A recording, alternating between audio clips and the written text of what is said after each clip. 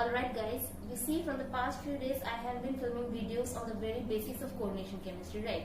So let's just move ahead a little bit and now basically we'll learn the theories of coordination compounds because those are kind of very important for us in order to proceed more in this chapter or in this unit, right? So this coordination chemistry, this coordination compounds, they were first identified in the 19th century, right? So that time it was kind of a challenge to all the inorganic chemists, and the reason was because they kind of this coordination compounds kind of violated the rules of valency, right? Rules of valency means like in the S and P block elements we can see that we just cannot put up electrons as much as we want, right? We have particular rules like we have to follow the octet rule, like after 2 there will be 8 electrons in the next. But coordination compounds kind of violated these rules of this valency, and therefore they were kind of challenging to all the inorganic chemists of that time. So that time you see there were 2 very renowned scientists, right? So one was your Sophus Mad Jorgensen or something, I don't remember exactly, and the second one was your Alfred Werner.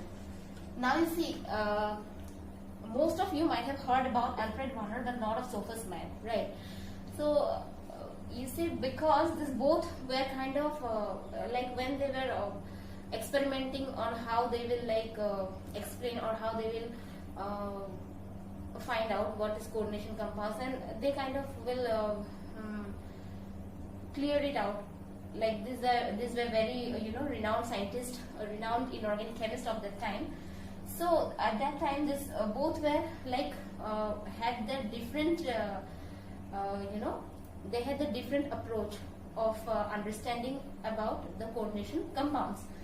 And fundamentally, but if we see now in today if we see the coordination compounds, whatever we know, we will definitely say that Alfred Werner was right, but he was wrong.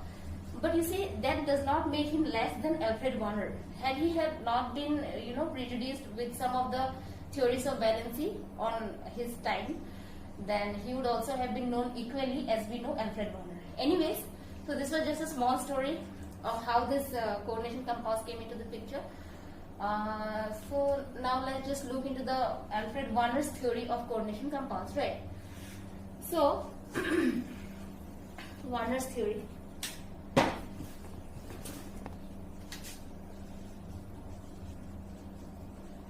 Werner's theory of complexes.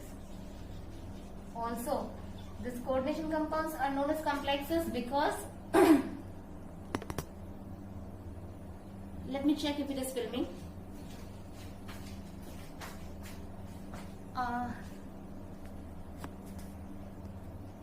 Yes.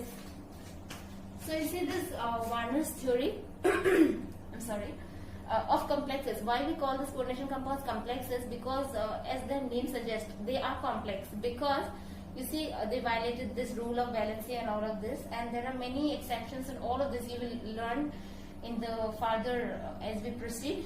So therefore complexes, right? So Werner, he took this complex of cobalt with chlorine and ammonia, right? Okay, so you see today what we know about coordination compounds, there we know there is 2 things. Like in the previous videos also you might have seen that there is 2 things, that is a metal and ligand. So metal basically has 2 types of valencies, right? First one is your primary valency primary valency, and the second one is your secondary valency. All right, valency. Okay. In modern chemistry, in modern coordination chemistry, that is, if we see it in today's language, we call the primary valency to be the oxidation state and secondary valency to be the coordination number. Alright, so what Werner said was basically, he said that this complex, okay, he said the secondary valency basically decides the geometry of the complex. It basically decides, right, the secondary valency. That is, in today's term, if we say it is the coordination number that decides the geometry of the complex, right? Okay, now let's move ahead and Let me take the black marker.